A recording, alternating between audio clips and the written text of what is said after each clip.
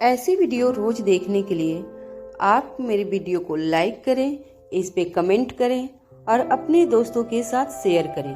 और हाँ, अगर आप इस चैनल पे नए हैं तो इसे सब्सक्राइब करना ना भूलें। रोहित अनिका का बेडरूम मारवा हाउस। रोहित अनिका से कहता है, तुम्हें थोड़ी देर आराम कर लेना चाहिए। अनिका जवाब देती है, नहीं अभी नहीं, मुझे अभी बहुत काम है। रोहित पूछता है, क्या तुम्हें याद है कि तुमने लास्ट टाइम नींद कब ली थी? रोहित की बात सुनकर अनिका बिस्तर पर बैठ जाती है और सोचने लगती है। तभी रोहित अनिका को अपनी बाहों में खींचते हुए आगे कहता है, बाकी सभी कामों के साथ साथ तुम्हारे लिए नींद भी जरूरी है अनिका। अनिका रोहित के बाहों से निकलकर बिस्तर पर बैठ जाती है। अनिका के ऐसा कहने पर रोहित भी बैठ जाता है और फिर बिस्तर से उतरकर अनिका के कंधों पर अपने अंगूठे से धीमी धीमी मसाज देने लगता है और फिर अनिका से कहता है, तुमने बीती रात मेरे साथ अच्छा नहीं किया अनिका। रोहित की शिकायत सुनकर अनिका के चेहरे पर मुस्कान आ जाती है। वह बिना कुछ कहे अपनी आंखें बंद कर लेती है और बंद आंखों से बात को बदलते हुए कहती है, मुझे अभी नहीं सोना है। रोहित जवाब देता है, अभी कुछ मत सोचो और थोड़ी देर के लिए रिलैक्स हो जाओ। रोहित की मसाज जहां अनिका के शरीर को आराम दे रही थी, वहीं उसकी उंगलियों के स्पर्श से अनिका के पूरे शरीर में धीमी धीमी गुदगुदी भी हो रही थी। कुछ ही देर में अनिका को काफी अच्छा महसूस होने लगता है। अनिका रोहित के हाथों पर अपने हाथ रखती है और उसकी तरफ घूमकर देखने लगती है। रोहित अनिका की आंखों को आसानी से पढ़ सकता था। रोहित के चेहरे पर बड़ी सी मुस्कान आ जाती है। वह अनिका को बड़े ही प्यार से हग कर लेता है। लेकिन इससे पहले की बात आगे बढ़ती, दरवाजे पर खटखटाने की आवाज होती है। अनिका ने ही ब्रेकफास्ट मंगवाया था।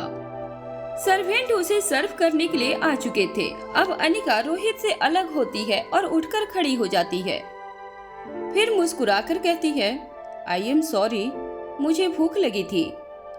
रोहित भी उतने ही प्यार से मुस्कुराते हुए खड़े होकर अनिका के कंधों पर हाथ रखता है और फिर कहता है, सबसे पहले तुम्हारी हेल्थ। सबसे अच्छी बात यह है कि कम से कम तुम्हें पता चला कि तुम्हें भूख लगी है। ऐसा कहकर वह पीछे हटता है और नौकरों को अंदर आने के लिए कह देता है। अंदर आने के बाद वह नौकर रोहित और अनिका को गुड मॉर्निंग विश करता है। Good morning sir. Good morning madam. Rohit की तरफ देखकर बड़ी ही अदब से कहता है, मिस्टर चिराग मेहता सुबह 5 बजे से ड्राइंग हॉल में आपका इंतजार कर रहे हैं। यह सुनते ही रोहित के चेहरे पर सवाल दिखाई देने लगते हैं। दरअसल चिराग बिल्कुल भी वक्त खराब नहीं करना चाहता था। वह इस उम्मीद में इतनी सुबह सुबह मारवा हाउस आ गया था कि रोहित फोन में उसकी मिस कॉल देखने के बाद उसे तुरंत बुलाएगा। नौकर बिना रोहित के पूछे ही जवाब देता है, सर वह रात में भी आए थे। उनके साथ भूमिका मैडम भी आई थी, लेकिन शायद तब तक आप और मैडम सो चुके थे।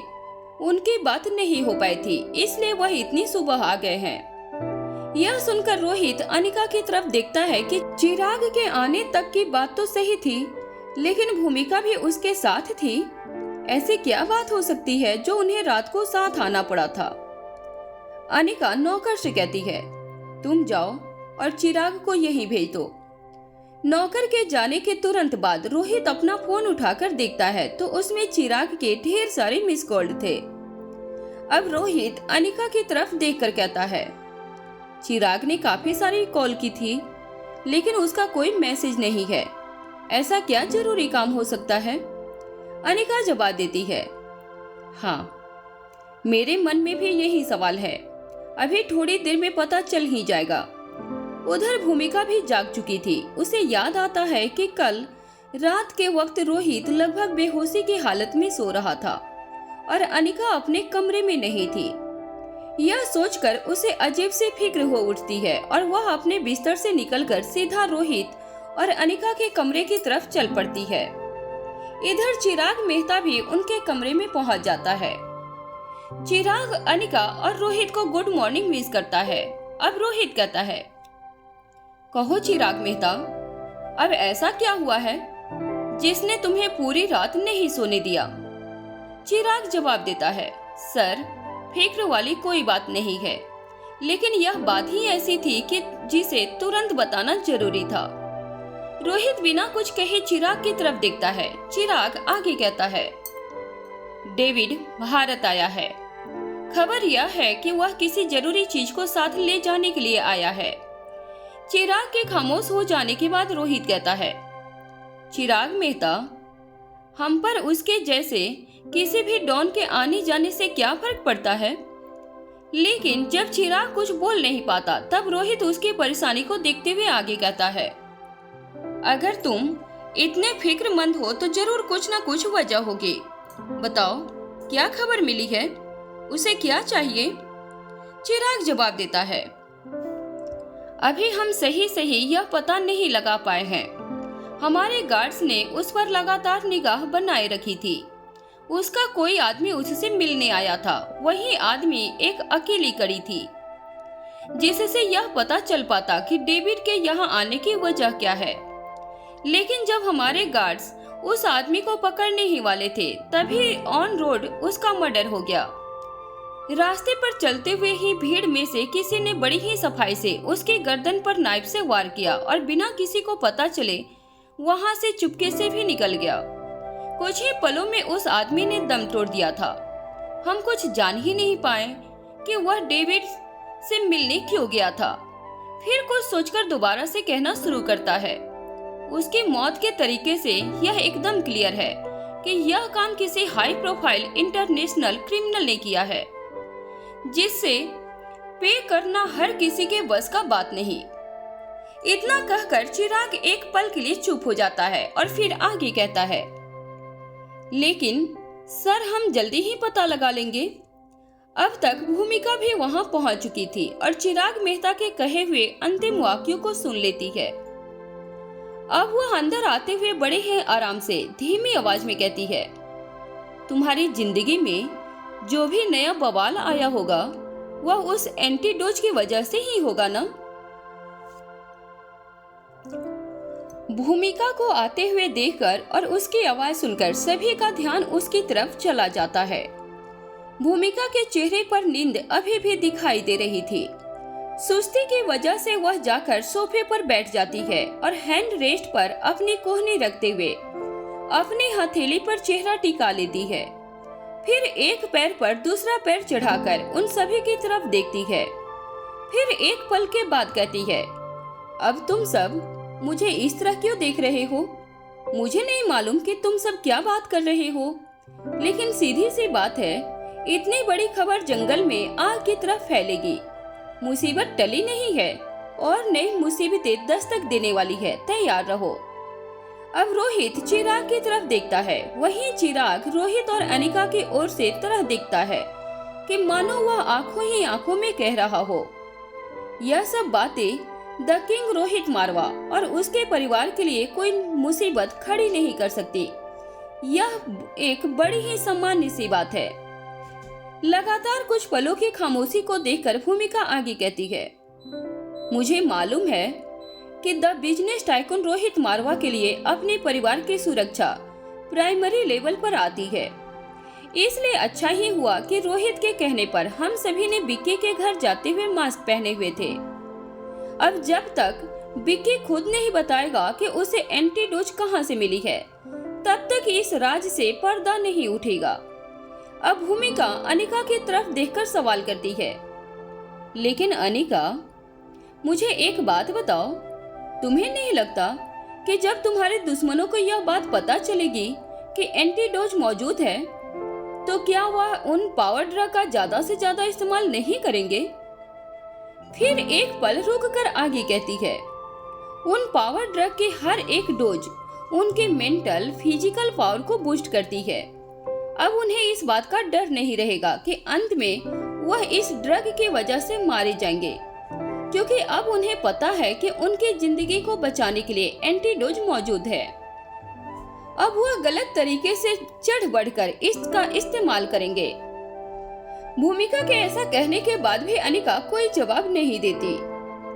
अब तक भूमिका की नींद पूरी तरह से उड़ चुकी थी। वह अपनी जगह से खड़ी होती है और फिर कहती है, मैं यहाँ तुम दोनों से मिलने आई थी कि सब कुछ ठीक है या नहीं, लेकिन यहाँ तो नया ही मुद्दा उठ खड़ा हुआ है।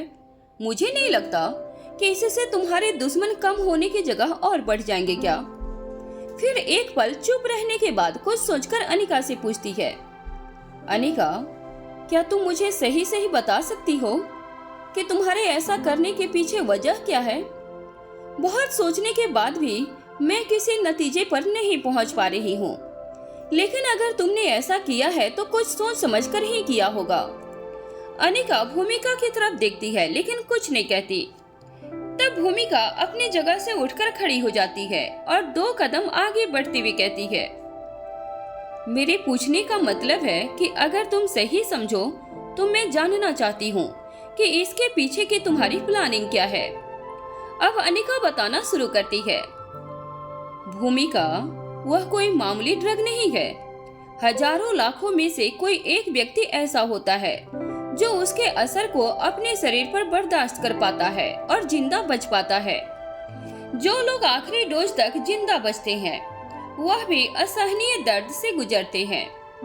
यह तकलीफ अलग अलग लोगों पर अलग अलग तरह से अपना असर दिखाती है। जैसे कुछ लोगों के शरीर में सभी हड्डियों के टूटने जैसा दर्द, जबकि कुछ लोगों की नसें फटने जैसी तकलीफ और कुछ को पूरे शरीर की त्वचा पर आग के लपटों में जलने जैसा महसूस होता है। यह सिर्फ कुछ उदाहरण है और भी न जाने किस किस तरह के दर्द से गुजरना पड़ता है। जिस व्यक्ति में जो काबिलियत है और वह अपनी जिस ताकत को बढ़ाना चाहता है उसी के हिसाब से ड्रग की डोज उन्हें दर्द देती है। यह एक बड़ी वजह है कि सब कुछ जानने के बाद अपनी इच्छा से कोई इस ड्रग को इस्तेमाल करने के लिए सामने नहीं आता, क्योंकि जीना सभी चाहते हैं, मरना कोई नहीं चाहता। इसके बाद अनिका एक पल रुककर दोबारा से बात को आगे बढ़ाती है, देखो, अगर कोई दुश्मनों की टीम में शामिल है और किसी भी हद तक जाने के लिए तैयार है तब बात अलग है, नहीं तो इस एक्सपेरिमेंट को अपने शरीर पर झेलने के लिए जो भी अपनी इच्छा से आगे आएगा उसके पास बेहिसाब दौलत भी होनी चाहिए। मेरे कहने का मतलब है कि यह बहुत महंगा सौदा है। यह सामान्य व्यक्तियों की पहुंच से बाहर की चीज है। अब अनिका भूमिका का हाथ पकड़कर उसके साथ जाकर सोफे पर बैठ जाती है और फिर कहती है, जहाँ तक तुम्हारे आखिरी सवाल के जवाब की बात की जाए तो तुम बिल्कुल सही हो। ऐसा करने के पीछे मेरी प्लानिंग है। धीरे धीरे तुम्हें वह खुद समझ आ जाएगी। और हाँ, तुम्हारा यह अंदाजा भी एकदम ठीक है कि अब दुश्मन बढ़ जाएंगे और हम सभी को पहले से भी ज्यादा सावधान रहना होगा। वहीं दूसरी तरफ डॉन डेविड का एरोप्लेन। डेविड अपने एरोप्लेन के पर्सनल केबिन में बैठा था। वहां किसी का भी आना जाना माना था। उसके खास लोग जो उसके साथ ट्रैवल कर रहे थे वह सभी दूसरे केबिन में थे। तभी डेविड का राइट हैंड उसके पास आता है और कहता है, डॉन, आपने बुलाया क्या? डेविड पूछता है, काम हो गया क्या? उसका राइट हैंड जवाब देता है, डॉन, जैसा आपने कहा था बिल्कुल वैसा ही किया है। उसके जाने के बाद घर पहुंचने से पहले ही उसे ठिकाने लगा दिया गया है। पुलिस को तो क्या, ब्रिलियंट से ब्रिलियंट दिमाग भी कभी उसकी मौत का राज नहीं जान पाएंगे। जो पैसे उसे उसके काम के लिए दिए गए थे उन्हें उसके घर वालों तक पहुंचा दिया गया है। इसके बाद डेविड अपनी जगह से उठता है और केबिन के दरवाजे के पास चला जाता है। फिर धीमी आवाज में बात करने लगता है, मुझे पावर डोज या उसकी एंटीडोज किसी से न पहले कोई मतलब था, न कभी आगे आने वाले टाइम में कभी कोई मतलब होगा। मुझे उसके नाम से भी सख्त नफरत है। ख्याल रहे, हमारे गैंग में किसी को भी इससे कोई लेना देना नहीं होना चाहिए। फिलहाल उस आदमी को खत्म करके मैंने इस बात को यही दबा दिया है। यह ड्रग किसी अमरता का वरदान नहीं बल्कि नरक का द्वार है। इससे जितना दूर रहा जाए उतना अच्छा। जो जिंदगी मिली है उसे पूरी तरह से जियो। फालतू के झंझटों में इसे बर्बाद करने की जरूरत नहीं। बाकी तुम खुद समझदार हो, तुम अच्छी तरह जानते हो कि आगे तुम्हें क्या करना है। डेविड का राइट हैंड जवाब देता है, डॉन आप बिल्कुल फिक्र मत कीजिए, मैं ध्यान रखूंगा। अब सवाल यह था कि अगर डेविड को पावर ड्रग या एंटीडोज से कोई मतलब नहीं था तो वह यहाँ क्या करने आया था, और चिराग मेहता इतना परेशान क्यों था? कौन था डॉन डेविड? जानने के लिए सुनते रहिए आगे की कहानी। एक लड़की को देखा तो ऐसा लगा। वहीं दूसरी तरफ पैलेस लंदन। कई हफ्ते बीत जाने के बाद भी दमयंती देवी बेहद उदास थी। उसके अंदर अजीब से सन्नाटे ने अपनी जगह बना ली थी। जब वह बालकनी में खड़ी होकर सामने की तरफ देख रही थी तभी उसका ध्यान नीचे की ओर जाता है। वह देखती है कि कई नौकर मिलकर एक लड़की को पकड़ने की कोशिश कर रहे थे। लड़की के व्यवहार को देखने पर ऐसा लग रहा था जैसे कि वह मानसिक स्तर पर स्वस्थ नहीं है। वह बार बार किसी न किसी ऊंची चीज पर चढ़ जाती है और उसके बाद अपने दोनों हाथों को पंखों की तरह हिलाकर नीचे कूदने की कोशिश करती है। वह कूदने से पहले हर बार कहती है, इस बार मैं जरूर उड़ जाऊंगी। जो प्रयास करते हैं उन्हें सफलता जरूर मिलती है। कुछ देर तक दमयंती देवी पर इस घटना का कोई प्रभाव नहीं हो रहा था, लेकिन जब वह लगातार यह सब होते हुए देखती है तो अपनी तकलीफ को कुछ पलों के लिए भूल जाती है और उसका पूरा ध्यान उस पागल लड़की पर केंद्रित हो जाता है। कुछ देर के बाद दिव्य कीर्ति दमयंती देवी को ढूंढते हुए वहीं बालकनी में पहुंच जाता है।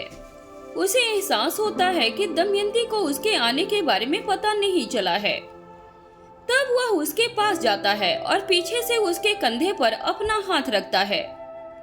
झट से घबराकर दमयंती देवी पीछे की तरफ मुड़ती है और फिर चेहरा देखने के बाद शांति से कहती है, देव तुम यहाँ क्या कर रहे हो?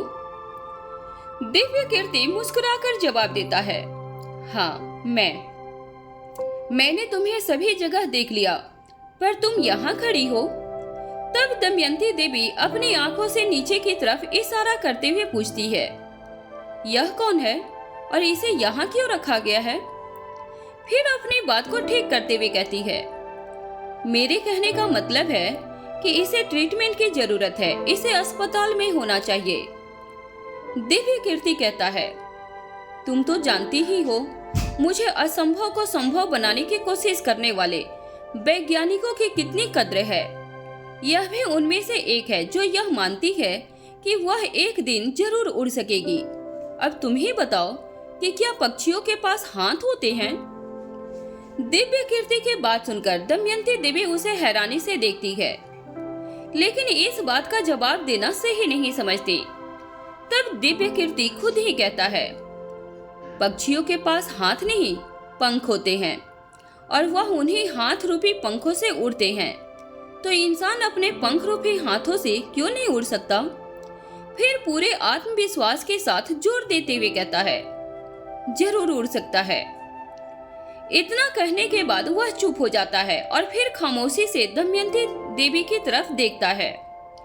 अब दमयंती देवी बेहद उदासी से कहती है, मैं अच्छी तरह जानती हूँ कि तुम क्या कहने की कोशिश कर रहे हो। मतलब यह सब ड्रामा तुम्हारा रचा रचाया हुआ है। अब दिव्य कीर्ति उसके कंधों पर पीछे की तरफ से हाथ रखते हुए उसे बालकनी से वापस अंदर की तरफ ले जाने लगता है और कहता है, समझदार को इशारा काफी है। अब दमयंती देवी पूछती है, तुम मुझे पागल कह रहे हो देव? दिव्य कीर्ति अपने कान को हाथ लगाते हुए कहता है, मेरी इतनी हिम्मत है जो मैं तुम्हें पागल कहूंगा? कभी नहीं। दमयंती कुछ चिढ़ते हुए कहती है, उस लड़की में और मुझ में फर्क क्या है? अब तक वह दोनों कमरे में पहुंच जाते हैं। दिव्य कीर्ति उसे चेयर पर बिठाकर उसके सामने दूसरी चेयर पर बैठ जाता है। फिर वह कहता है, बिल्कुल सही बात है, तुम में और उस लड़की में जमीन आसमान का फर्क है। अगर वह लड़की जमीन है तो तुम आसमान हो, जो मेरी पहुंच से बहुत दूर है। यह सुनकर दमयंती की चिढ़ कुछ कम हो जाती है।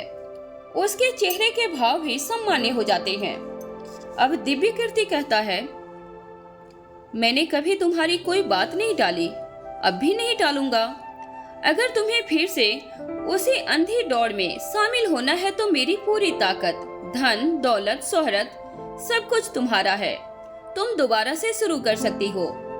मेरे लिए बस यही सौभाग्य है कि तुम अब हर पल मेरी आंखों के सामने हो।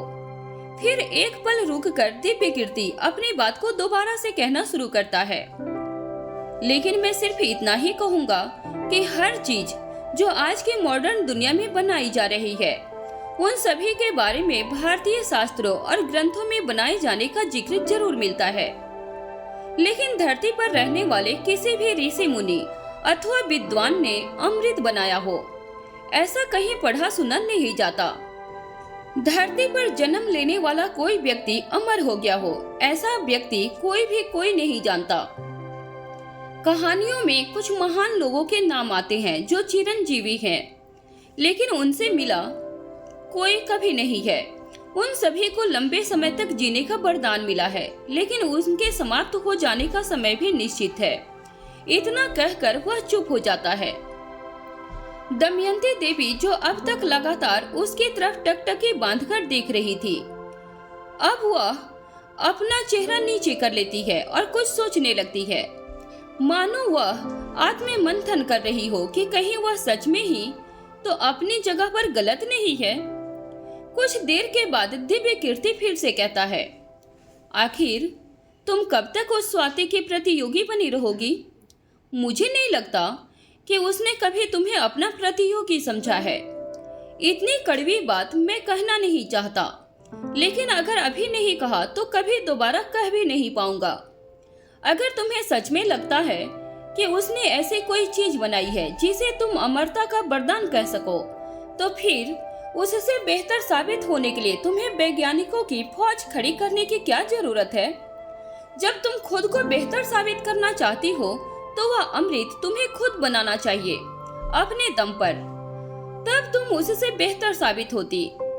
दिव्य कीर्ति की इतनी चुभने वाली बात सुनकर दमयंती देवी अपना चेहरा ऊपर करके बड़ी बड़ी आंखों से उसकी तरफ देखने लगती है, मानो अपनी आंखों से आग उगल रही हो।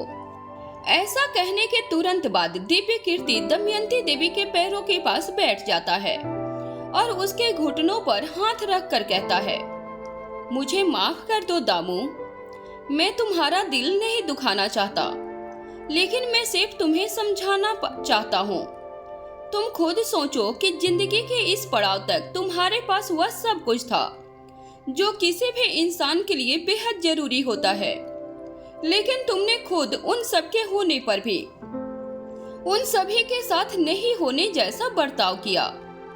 इस मामले में चाहे बात औलाद की थी या प्यार की या सिर्फ परिवार की, सिर्फ और सिर्फ उस स्वाति के पीछे तुमने अपना सब कुछ बर्बाद कर दिया।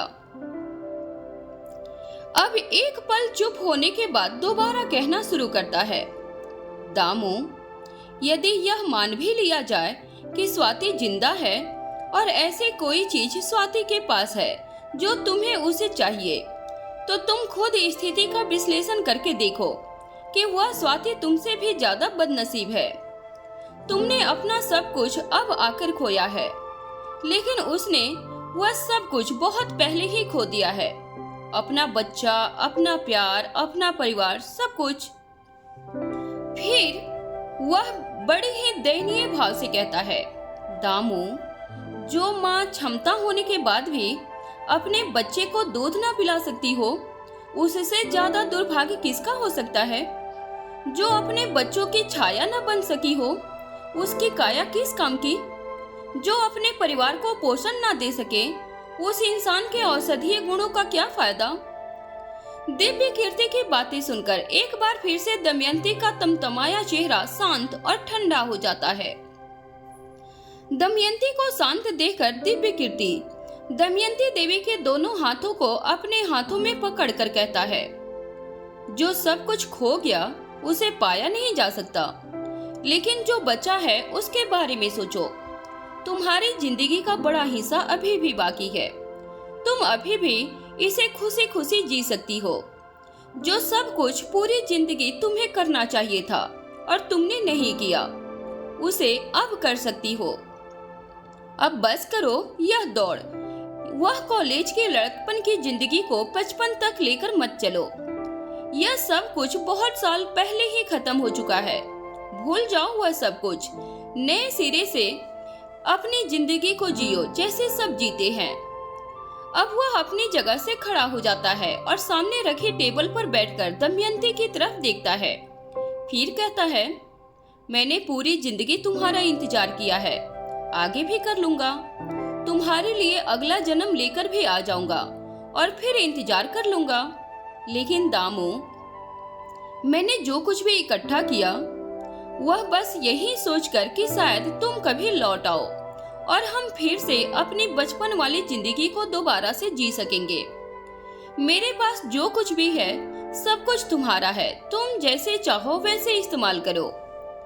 फिर 2 पल की खामोशी रहती है और एक बार फिर से दिव्य कीर्ति आगे कहता है, जो मैं कहना चाहता था उसे समझाने के लिए मैंने अपनी सबसे बेहतरीन कोशिश की, लेकिन आखिर फैसला तुम्हारा ही होगा। आज भी वही होगा जो बचपन से लेकर आज तक होता आया है। फिर मुस्कुराकर कहता है, दामू कहे और देव करे, तुम कहो और मैं करूं। इतना कहकर दिव्य कीर्ति की आंखें भर आती हैं और गला रुंध जाता है। वह वहां से खड़ा होकर खिड़की के पास चला जाता है और बाहर की तरफ देखने लगता है। कुछ पलों के बाद उसे महसूस होता है कि दमयंती देवी उसके पीछे खड़ी है। जब वह मुड़ता है तो दमयंती धीरे से अपने सिर को उसके कंधे पर रख लेती है और फिर धीरे से कहती है, पूरी जिंदगी जिससे दुश्मनी निभाई हो उससे अब दोस्ती करना आसान नहीं होगा। जिसका नाम सांसों से ज्यादा बार लिया हो उसे भूल जाना कैसे संभव होगा। उन गलतियों के प्रायश्चित कैसे हो सकेंगे जो पूरी जिंदगी भर की है। इतना कहने के बाद वह रोने लगती है। दिव्य कीर्ति बड़े ही प्यार से उसके सिर पर अपना हाथ रखता है और उसे दिलासा देने की कोशिश करता है। मैं हूँ, तुम्हारे साथ मैं हूँ। तुम मान तो जाओ, तुम मन तो बनाओ, सब संभव हो जाएगा। दमयंती देवी पूरी तरह से टूट चुकी थी। दमयंती देवी को जानने समझने वालों में से किसी ने सोचा भी नहीं था कि इतना बड़ा साम्राज्य खड़ी करने वाली उस साम्राज्य के टूटने से भी जड़ा खुद चकनाचूर हो जाएगी। जिसकी नजर में अमर होने के लालच में दूसरों की जिंदगियों की कभी कोई कीमत नहीं थी, उसे जिंदगी का मूल्य तब समझ आया जब इसी पागलपन में अपनों की जिंदगियों से हाथ धो बैठी।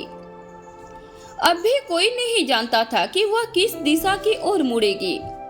इस वक्त वह अंदर से टूटी हुई और अत्यंत विचलित थी, इसलिए ठीक ठीक अनुमान लगा पाना दिव्य कीर्ति के लिए मुश्किल था कि वह अपनी जिद पर अड़ी भी रहेगी या नए सिरे से जिंदगी की डोर पकड़ेगी। लेकिन दिव्य कीर्ति उसे जिंदगी की ओर वापस लाने के लिए हर संभव प्रयास करना चाहता था। वहीं दूसरी तरफ गुलेरिया हाउस दिल्ली। पूरा गुलेरिया परिवार डाइनिंग हॉल में इकट्ठा दिखाई देता है। सभी बेसब्री से रोहित और अनिका के आने का इंतजार कर रहे थे। आकाश पूरी तरह से ठीक हो चुका था और अब वह इस लायक था कि कंपनी की सभी जिम्मेदारियों को संभाल सके। पूरा परिवार चाहता था कि घर में जिन बड़ी खुशियों ने दस्तक दी है उन्हें सेलिब्रेट किया जाए।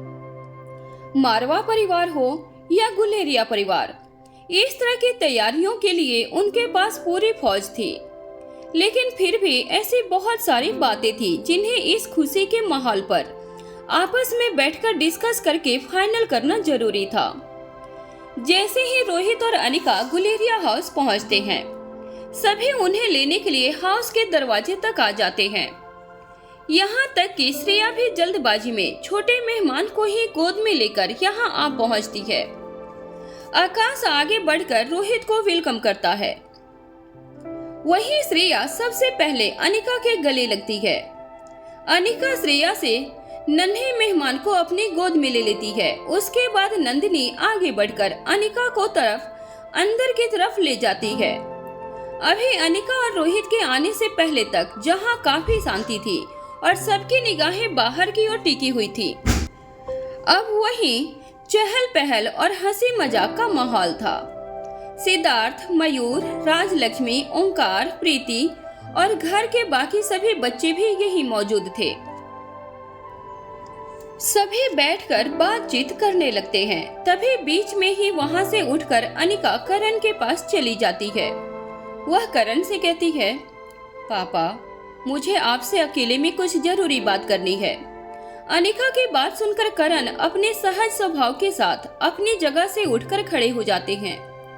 एक तो करण पहले ही एक रुआबदार व्यक्ति के धनी थे और उस पर से आज वह कुछ ज्यादा ही स्मार्ट दिखाई दे रहे थे। हालांकि अनिका की बात ही अलग थी, लेकिन फिर भी करण ने अनिका और आकाश में कभी कोई फर्क नहीं किया था। बचपन से ही उन्होंने आकाश को अपने साथ रखा था और पिता होने के सभी फर्ज निभाए थे। आकाश ने भी बेटे का फर्ज निभाने में कभी कोई कसर नहीं छोड़ी थी। जब करण सबसे ज्यादा अकेले थे, तब आकाश ने उनकी सांसों की डोर को थाम के रखा था।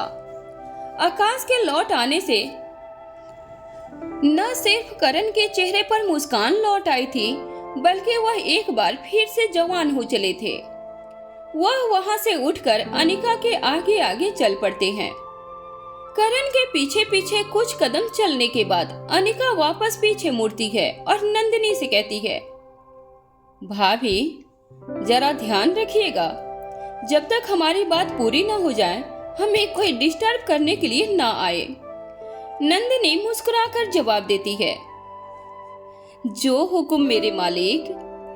आप इत्मीनान से अपनी बातें कीजिए, कोई नौकर भी वहां नहीं जाएगा, लेकिन अगर कुछ चाहिए हो तो मुझे खबर कर देना, मैं भिजवा दूंगी। बदले में अनिका एक प्यारी सी मुस्कान देती है और करण के साथ उसके कमरे में चली जाती है। वहां जाने के बाद अनिका करण से कहती है, पापा, मैंने सुना है कि इस कमरे से कोई खुफिया रास्ता जाता है क्या? यह सुनते ही करण पहले अनिका की तरफ थोड़ी हैरानी से देखते हैं, क्योंकि इस बारे में करण के अलावा और कोई नहीं जानता था। जिन्हें इसकी जानकारी थी वह हमेशा के लिए सभी से दूर जा चुके थे। फिर वह अपने चेहरे के भाव को सामान्य करते हुए हल्के से मुस्कुरा देते हैं। उसके बाद बड़े प्यार से अनिका के सिर पर हाथ रखते हुए कहते हैं, मैं कैसे भूल सकता हूँ कि मेरी बेटी से भला कोई बात कैसे छिप सकती है? बताओ, तुम्हें उस खुफिया रास्ते से क्या काम आ गया है? अब अनिका कहती है, यह मैं वहां पहुंचने के बाद बताऊंगी, इसलिए पहले आप मुझे वहां ले चलिए। Actually it is surprise for you. पहले करण थोड़ी देर कुछ सोचते हैं कि आज अचानक से अनिका को यह क्या सूझा, लेकिन अपनी प्यारी बेटी को मना करने का सवाल ही नहीं उठता था। वह अच्छी तरह से जानते थे कि अनिका बिना मतलब कोई बात नहीं करती, इसलिए वह मुस्कुराते हुए अनिका से कहते हैं, ठीक है, मैं तुम्हारे शौक के लिए तैयार हूँ, लेकिन अब मेरी उम्र हो गई है, झटका ज्यादा तेज मत देना। करण की बात सुनकर अनिका मुस्कुरा देती है। फिर करण आगे कहते हैं, मेरे साथ आओ। अनिका करण के साथ चल पड़ती है। करण उसे अपने साथ चेंजिंग रूम में लेकर जाते हैं। वहां पर एक खंभे पर नक्काशी का काम किया गया था। करण उसे हाथ लगाते हैं तो वह फिंगरप्रिंट के मिलते ही रोशनी से भर उठता है और कुछ ही पलों में वह दो हिस्सों में खुल जाता है। वहां से नीचे की तरफ घुमावदार सीढ़ियां जाती थी। करण और अनिका दोनों उन दोनों सीढ़ियों से होते हुए नीचे उतर जाते हैं। कुछ ही देर के बाद वह एक बड़े से हॉल में थे। यह जगह इतनी बड़ी थी कि एक साथ 2000 लोग इसमें आसानी से बैठ सकते थे।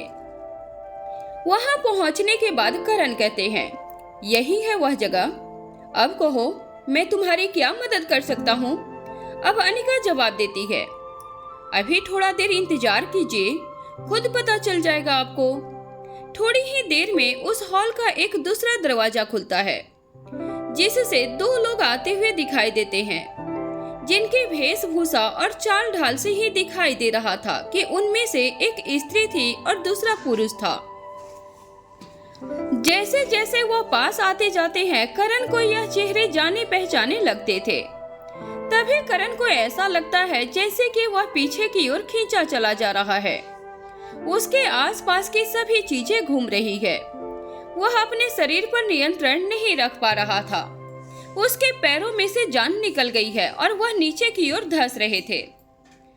जब वह दोनों करण के पास आकर खड़े हो जाते हैं तो कुछ पलों के लिए वहां खामोशी छा जाती है।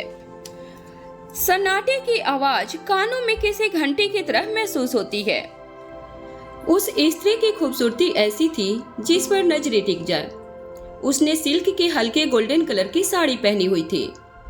उसका चेहरा आज भी वैसे ही दिखाई दे रहा था जैसे सालों पहले था। अगर कुछ फर्क था तो वह यह कि अब उसके चेहरे के हाव भाव में पहले जैसे गर्मजोशी नहीं थी, बल्कि उसे तेज स्वभाव की जगह अब शांति ने ले ली थी। उसके चेहरे, चाल और वेशभूषा से ओज झलक रहा था। एक पल के लिए करण को ऐसा लगा जैसे वह गिरने ही वाले थे। तभी वह अपना हाथ वही रखी हुई एक मेज पर टिका लेते हैं। उन्हें अपनी आंखों पर विश्वास नहीं हो रहा था कि आज जो दिखाई दे रहा है वह सच है। उन्हें यकीन ही नहीं था कि उनकी बेटी उनके साथ ऐसा कर सकती है। जब करण दूसरे चेहरे को देखते हैं तो दंग रह जाते हैं।